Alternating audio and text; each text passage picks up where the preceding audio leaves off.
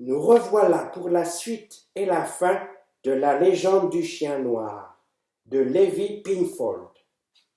Souvenez-vous, le chien noir venait de souffler sur Petite.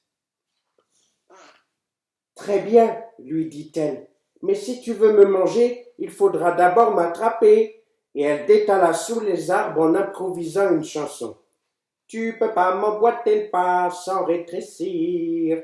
Qu'est-ce que tu crois ?» Le chien noir la suivit.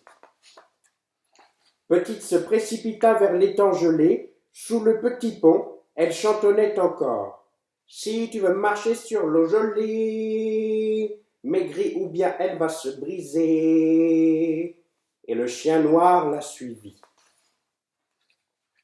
Elle s'enfuit alors vers l'aire de jeu, s'élança sur le toboggan, puis sur le tourniquet en chantant « Tu as un gros bedon et je suis si fine, tu ne pourras pas me suivre que si tu te taffines. » Et le chien noir la suivit encore.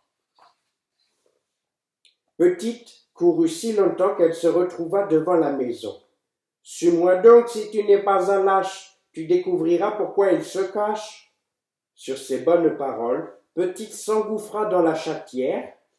C'est une entrée dans les portes de maison par laquelle les petits chats ou les petits chiens peuvent rentrer. Donc, elle se faufila dans la chatière et déboula dans la maison. Elle était décidément toute petite, et maintenant le chien noir aussi. À l'intérieur de la maison, Petite attrapa une grande bassine et poussa un grand « Ah !» Elle en recouvrit le chien qui s'agitait derrière elle. Au même moment, tous les membres de la famille Hope surgirent de derrière leur barricade. « Oh, il ne t'a pas dévoré !» cria Monsieur Hope. « Il ne t'a pas croqué !» cria Madame Hope. « Il ne t'a pas gobé toute crue !» hurla Maurice Hope, ratant sa rime de peu. « Mais où est le chien noir ?» demanda Adeline. Sans un mot, Petite souleva la bassine. Les membres de la famille Hope découvrirent alors avec joie que le chien noir n'était pas aussi énorme ni aussi terrifiant qu'ils l'avaient imaginé. En y regardant de plus près, il n'a pas l'air si féroce. « Nous avons tous été stupides, » dit Adeline. Petite n'a pas eu peur, elle. Le silence se fit. Chacun pensait au courage dont Petite avait fait preuve. « Tu es très brave pour avoir osé faire face à quelque chose d'aussi terrifiant, » dit Monsieur Hope. « Il n'y avait pourtant aucune raison d'avoir peur, tu sais, » répondit Petite en allant s'asseoir près du feu. Et le chien noir la suivit.